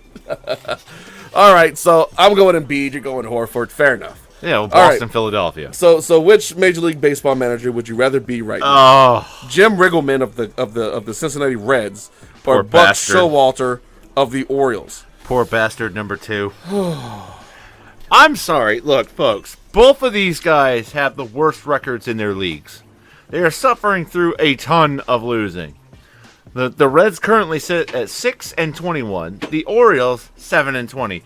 Although it looks like they may snatch victory from the jaws of defeat against the Tigers today. Both have been equally terrible. And I gotta say, it's been difficult to watch and difficult to listen to from, the fact that, I love an Orioles fan. She's a big O's fan. Oh, yeah? Oh, good Lord. All right. And it's just, they're awful. They were not expected to be this awful. At least with the Reds, we knew they were going to suck. Riggleman knew what he was signing up for. He's getting paid for terrible baseball. He is not expected to win with this team. Showalter was expected to at least get close to 500. He ain't going to see it, bud. They're going to be abysmal. I'm telling you right now, if this losing keeps up into early June, that team's going to get blown up, and they're going to be historically bad. Showalter may not last this season. So I'd rather be Riggleman because I know I'm going to be asked back next year because management didn't expect us to be this bad. I'd rather be Showalter because I have the talent on my roster, and if I can just get my head out of my ass just enough, I may be able to salvage the season because it's early. Well, I mean, seriously, Adam Jones and Manny Machado are as good as traded. Until they're traded, I still got them. All right. So I would be Buck on this one, and just the managers get fucking fired all the time, so I'd find another job. Yeah, well, and that's the thing with Buck. He's the guy you bring in to build a championship roster because his replacement usually wins the championship after the year after he gets fired. That's happened twice in Arizona and New York. Hey, man. The Yankees won the World Series in Joe Torre's first year, and then Bob Brenly in 2001 beat the Yankees in the World Series with a team that Buck Showalter assembled. Hey, man. I'm sorry. Buck's not the guy to get you to the promised land. Because you got to get to the talent to the promised land, though. He's the guy who will put together the talent to get you there, but not quite get you there. All right. Let's go on So to I'd the rather next be one. Riggleman. I'd be Showalter. So, would you rather watch a game with a Pens fan or a Golden Knights fan? Whoa. The quotes. Yeah. See, now, Penguins fans, they have a right to talk. They have a history of winning. From Mario Lemieux to Sid the Kid. They've got 5 Stanley Cups. And they backed it up. They dominate all aspects of hockey. You know, the Golden Knights, and they're a long-suffering fan base. Long-suffering. No, never won a playoff series before this. You know, right? It's just amazing how they've just reversed their fortunes in one single year. Look, I'd rather watch a game with a Penguins fan. Because, despite the fact that I'm tired of seeing them fucking win all the time and rock black and yellow in a bad way, because only one team rocks black and yellow in a good way. Where you at, Boston Bruins? Yeah. All right, so, because we seem to be disagreeing on everything today, I'm going to go with the Golden Knights, and here's why. I have no retorts for anything a Penguins fan would say. They literally just disassembled my fucking Flyers. However, the Golden Knights, while their run is unprecedented, haven't actually done anything. So I could always treat them the same way we treated the 12s out of Seattle. Or the Pink Hats. Because you just became a fan this year. Yes!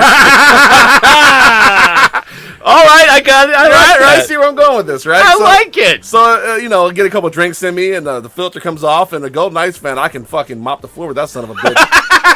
But a fucking Pens fan, I'm like, I got nothing. Like, I got nothing for you. Like, hey, you know what I got for a Pens fan? My franchise has rocks black and yellow better, and we have more Stanley Cups than you do. Suck it.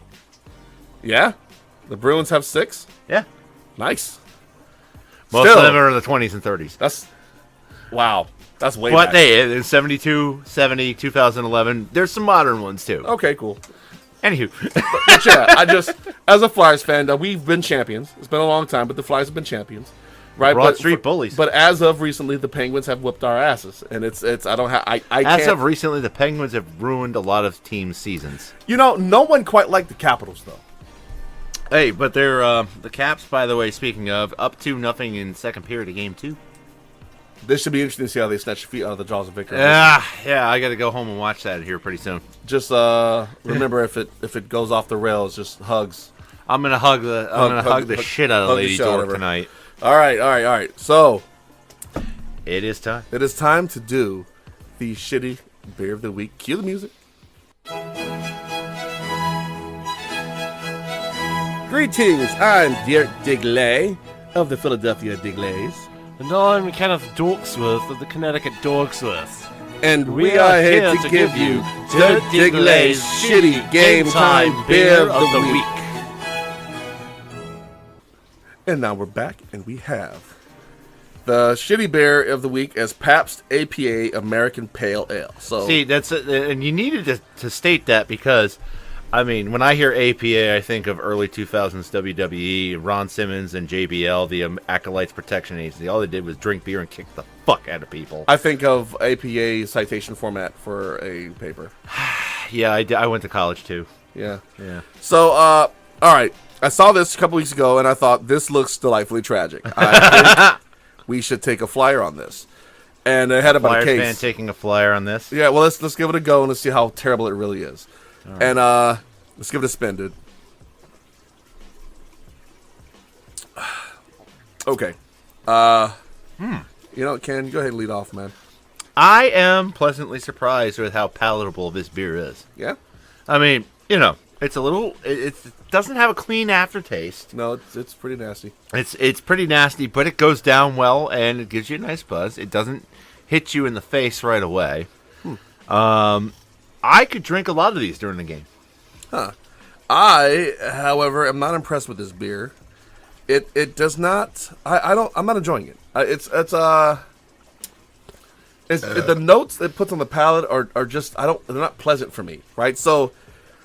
It's off-putting enough to where I would not drink very many of them during a game while not consciously thinking about, like, I don't want to just fucking nasty. It just wouldn't be a beer that makes me want to drink it. It's just not. I don't think it's a very good beer. I mean, the thing I will say that is more pleasant about this than the Pabst Blue Ribbon is that it doesn't give me a hangover while I'm drinking it. Yeah, it's working on me though. So I don't know. Look, hydration levels are key. Hey, well, yeah. Rough morning, dude. Stay hydrated. Stay motivated. Stay motivated. Kill. All right, so I'm not gonna recommend this beer. I would. I think if you like Budweiser, like, are you good with Budweiser? Bud Light. Yeah, I could do that. Okay, see, I can't fuck with Budweiser. To me, this reminds me of Budweiser. So I mean, you got to remember, for a long time, I drank cheaply. Volume-wise. You understand I was a Marine, too? Yeah, I know. In the barracks. Yeah, same. Natural light.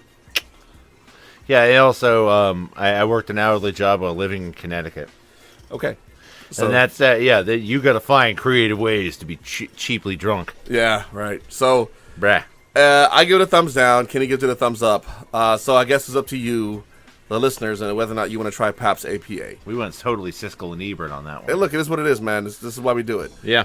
So, hey, look, if you guys have an opinion on the Pabst APA that you'd like to share with us, hit us up at dirtdiggler2023@gmail.com. We'll more than love to hear it and air it, and discuss what you want to discuss. So let's do this. All right, so... that's a unique departure from our usual format. It is. So we are not going to do a shitty hot take. Que pasó, mujer? We are doing the People's Take. That's right.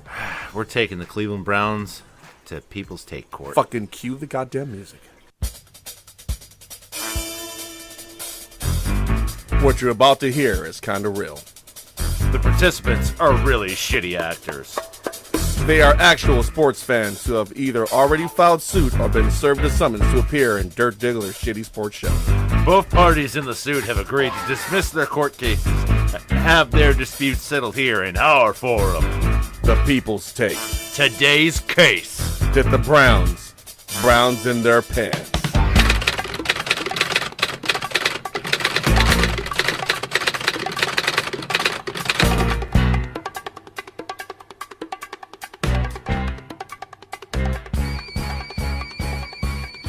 All right. So we don't have a third party to act as judge, so it'd just be the prosecution and defense going at it. Prosecution, please levy your case against the Cleveland Browns. Okay, here's the deal. So you remember how last week I was adamant you cannot take a quarterback at number one. You've got to go for Barkley at number one. Yes. A generational running back talent. Go for Barkley. Right. And then at number 4, a talented quarterback who is on your radar will still be there. Yes. Not only that, there were reports that at number 3, the Jets were willing to take the imminent dumpster fire known as Baker Mayfield. Yes. So, either way, you win. The Giants weren't going to take a quarterback or a running... If Barkley was off the board, they weren't taking a quarterback. Okay.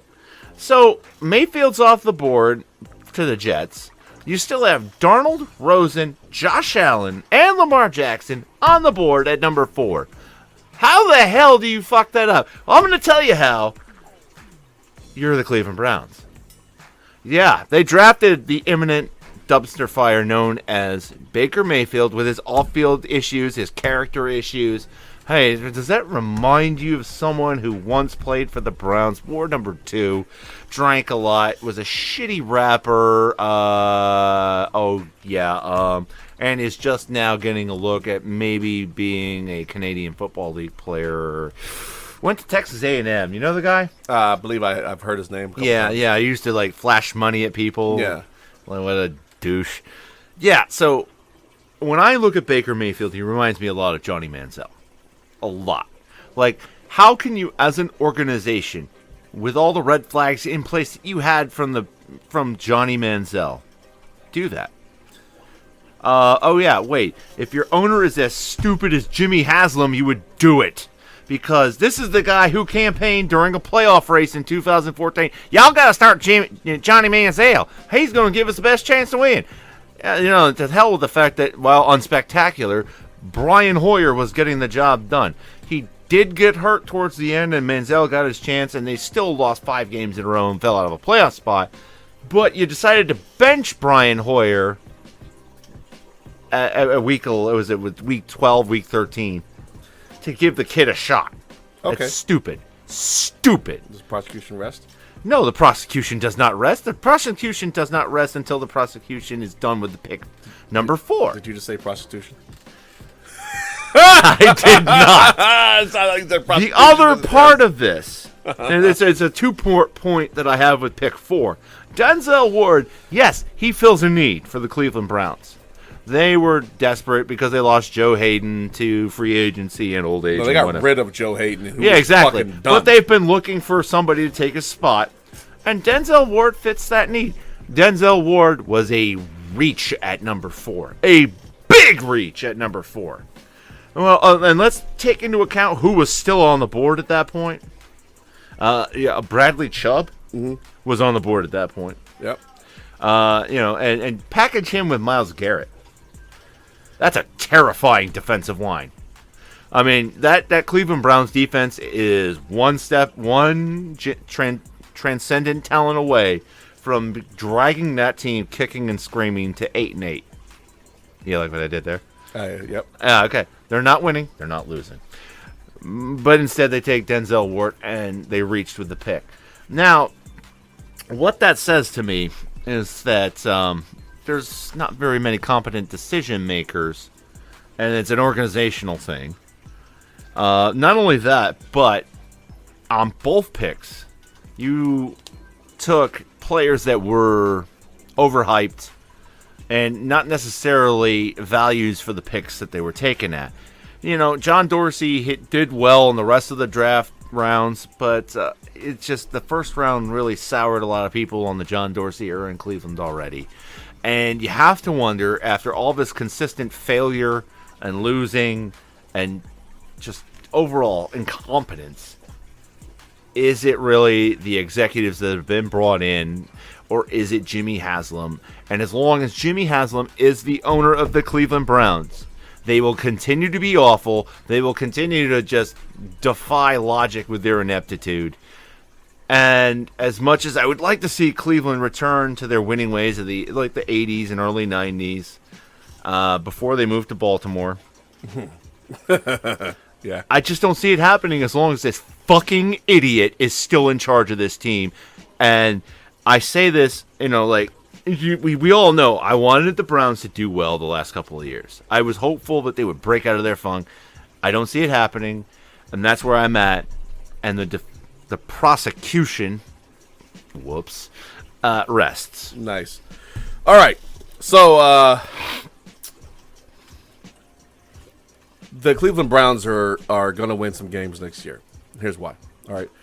We like to forget that they picked up Jarvis Landry in free agents, the trade, right? They pair him with Josh Gordon on the outside, and you have Coleman in the slot or wherever you want to put him. They're building their team. Now, Baker Mayfield does get shit on because of the comparison to Johnny Manziel. However, I have to say that they're unfair comparisons. As the individuals, they are actually different. Manziel had a fucking long history of off-the-field behavior issues. Going back to high school, Baker Mayfield does not. He had one drunken issue, which I'm going to sit here and say that, well, shit, that could have been any of us during at his age. I mean, I've had my share of drunken issues. Right. Korea 06. Now, he is a Heisman winner, which may work against him. However, you have to earn that trophy. Now, what Baker Mayfield has that Johnny Manziel had a Heisman. Hold on, I'm going to get to it. What Baker Mayfield has that Johnny Manziel has never had was actual knowledge about the game of football. Baker Mayfield has a photographic memory. He interviewed off the fucking charts for that team. Now, is he a dick-grabbing, swaggering son of a bitch? Yes. Now, is that who you want to bring in to help turn around a team that has been a dumpster fire for as long as the Browns have been? Perhaps. Maybe a shit-talking dick-grabber who's going to tell the opposing team to eat his ass is exactly what you want to get your team going. Maybe that's the fiery. Maybe you don't need the measured Donovan McNabb company man. Maybe you need a raging asshole to inspire the team down there. So I can't beat him up on the Baker Mayfield pick because I kind of understand where they are, right? The reason we even look at him the way we do is because of the fucking mock drafts, right? Everyone had Allen or Rosen or Darnold going ahead of him, forgetting that he won the Heisman Trophy and forgetting that he's actually a really good football player, only focusing on the fact that he talked a lot of shit and he had gotten in trouble a few years back, which is not fair. So that's why we're beating up on him. Now, taking Barkley in the first pick, all right. If you know that the Jets at 3 are going to take the quarterback that you absolutely fucking want and you have the means to get him, go ahead and get him. Running backs are fucking disposable at this point in time. And for all the hype of Ezekiel Elliott, how many years of success has he had? 1. He was shut down several times last season. He's supposed to be the preeminent running back. He was pouting last season on the bench in Denver. But even when he played, because he has held to 2 fucking yards rushing. So running backs, while important to the game, aren't as important as a quarterback. So if I have a chance to get the quarterback I'm in love with, or take a running back, I'm going to grab the fucking quarterback because, for one, they last longer. And two, their impact is far-reaching, way farther reaching than that of a running back. Running backs are great if you got a great one, but it doesn't work unless you have a great quarterback with them. Okay. Look at the great running backs and the ones that have won. They had great quarterbacks playing right there with them. They're a pair. Barry Sanders never won a playoff game. No, he did. You're right. He won once. He beat Dallas. They won one, but he never went further. Greatest running back to lace up cleats, in my opinion. Right? But he didn't win anything. So he didn't have win any championship. He didn't get past the first round. I mean, he only won one game. Detroit's only playoff victory is with Barry Sanders. They still don't win a playoff game. So running backs are great, but quarterbacks just mean more. So Baker Mayfield, I'm cool with. Now the cornerback pick, that one's perplexing. However, if you believe in the talent you have along the defensive line enough, right? Stacking it sounds great, right? But if your secondary is a fucking sieve, guess how you stop that? Quick passes. So if you got a guy who can get in there and make things a little bit more difficult for a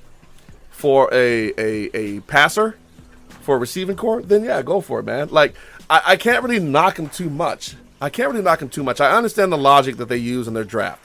So I'm willing to defend the Browns in their drafting. They did not have a terrible draft. They just did not do what everyone expected them to do, which is why folks are upset. I mean, we kind of knew Manziel was a shithead coming out of school. Yeah. But Baker Mayfield's not the same guy. We also knew Johnny Manziel didn't know shit about football coming out of school. Baker Mayfield knows the game a bit more. He's a lot more polished as a passer. And he doesn't have to start right away. That's true because they had Tyrod Taylor. Right. You have Tyrod Taylor. So, like I said, they're going to win some games. I believe they're stockpiling their talent well. Are they going to have a winning record next year? No. Nobody's expecting that, though. I see them, winning, fucking more than 0. I definitely see them getting 4, 5, 6, maybe even 7, 8 games. I mean, it really depends on how well that offense comes together. Because you got to remember, their offense right now looks like it can do some definite damage to the air. I mean, if you got a quarterback like Tyrod who can take care of the ball, you've got dynamic receivers and Josh Gordon and Jarvis Landry with Corey Coleman lining up. Njoku is a great tight end. You have talent. Now, for the first time in a long time, I can look at them and go, wow, these guys have some actual fucking talent. We said that about them last year, though. But and then they went 0-16. Yes. Because they had that walking dumpster fire, Deshaun Kaiser, who Hugh Jackson, I don't know if he trotted him out there out of spite to get Sashi Brown fired. Could have. Or if he really believed that he was that good. Deshaun Kaiser is a backup at best. He was not where he needed to be to start in the NFL. He was a Nathan Peterman. No, he was not where he needed to be developmental wise coming out of college, like some other quarterbacks are. Should have probably played his senior year at Notre Dame. He if you give him a couple years, hold the clipboard, he might be something. But throwing him into the Wolves at Cleveland, not a good idea. However, Baker Mayfield doesn't have that. He has the benefit of having Tyrod Taylor. Like I said, I'm not mad at this pick. I've thought about it, and I've done some reading up on it. I think it's a solid pick. Like, that they're going to go for Baker Mayfield at 3. You won't get a chance to get him. You don't want Allen. You don't want – maybe they knew about the tweets, right? You don't want Allen. You don't want any of the California boys because it's fucking freezing-ass cold up there in Cleveland. So True. you take Baker. It gets cold in Oklahoma. It fucking snows in Oklahoma. So, yeah, why not, right? I mean, it's going to be really hard to be worse than Manziel. Okay. Really hard. So that's the defense rests. I think that they're going to be better than we give them credit for. Last year was terrible, and they didn't do what we wanted them to do. But that doesn't mean that what they did was bad. Well, and not only that, the results haven't borne themselves out on the field, so we'll just have to wait and see what happens in the 2018 season. Yeah, I don't. Hopefully, I don't see Mayfield get shit, but garbage snaps. Tyrod Taylor's a playoff quarterback. He is. However, I still do have concerns with their offensive line. But like I said, you get some free agents, some draft picks in there, and maybe I know they picked up some offensive linemen in the draft. Yeah, they did. So they could become solid. Are they going to beat the fucking Steelers? No. But are they going to win more than 0 games? They aren't even going to beat the Ravens. That division is like any other division, man. Even the guy at the bottom can sneak up on you. That's true. Yeah, so I can't count them out. So the defense rests, and that's my defense of the Cleveland Browns. Listeners, let us know what your verdict is. Hit us up, DirtDiggler2823 @gmail.com with what you think. Did the Browns fuck this up and you side with the prosecution? Or do you think that the Browns are going to be okay and you side with the defense? Let us know what you think, and we'll be more than happy to discuss this further on air with your responses in hand, because we're all about the fans, man. We do it for the fans. Do it for the people. The city. Do it for the people. And that's it. Hey. That's our show, man. Yeah, so we're looking at a 3-week break after this one. Yeah, I know it's been sporadic. Everyone's got a lot of shit to do. We actually did a show last week, but I was dealing with some things. There were some changes going on, and I just did not have the energy to go and edit because, I'm not going to sit here and berate myself, but I am going to edit it and get it up along with this one. So it'll be titled The Lost Episode, in case you stumbled on this one first. It is dated, it's pre-draft, so it's what we said before the draft, and so you get to listen to what we said after the draft, and you get to go, those guys are fucking full of shit, or those guys are fucking prophetic. We should give them money. And we're cool. Like Hams especially. Give us money. We love your beer. We love Hams. Yeah, we'll sell your shit. Dude, I made my girlfriend a fan of Hams. Hams is good. I know. Better than that fucking shandy she gave us last week, man. That was bad. She knew it was bad, and that's why she wanted it featured. Man, that shit had way too much We sugar thought in the it. Pabst APA was going to be horrible, but nothing was as horrible as that Natty Boh Crab Shack Natty Shandy. Boh Crab Shack Shandy was really bad. It was. It was just too sweet. She agrees. The beer to lemonade ratio was fucked up. Yeah, it was like, concentrate. Yeah. Yep, it was Anyway, we covered that last time. So, hey, look, man, that's it. We'll 3-week see you playoff. in mid-May. Right, and I haven't given him a shout-out in a long time, but shout-out to RTO Beats. He does all the background music you hear. He does the intro. He does the outro music. He's out of Yes, Oakland. thank you. You can find him on YouTube. You can find him on SoundCloud. The dude's a producer. He does great things. Hire him. Lease, buy the music. Dude, just fucking give him money. And support that guy. So, and he's got a little group of people that he does shit with. Support those folks. Black Mav is one of them. There's a few good folks in there that make some really good music. So go ahead, look those guys up, support them, and I'd appreciate that. So that's it, man. That's all I got. Yeah, man. And people, please be cool to your friends that haven't seen it, and don't discuss Infinity War spoilers in the presence of people who haven't seen the movie. That's the dick move. Don't do that. That is exactly. Dirt. I'm not going to mention it. I am very satisfied with that movie. Cool. I'm gonna see you next weekend. You're going to see it next weekend, You let me know. Let me know what you thought. That's the plan. Yeah, it's a great movie. All right, man. That's the show. That's the show. It's been real. It's been fun. It's been real fun. Dirt Diggler and the Dork. Out. Out.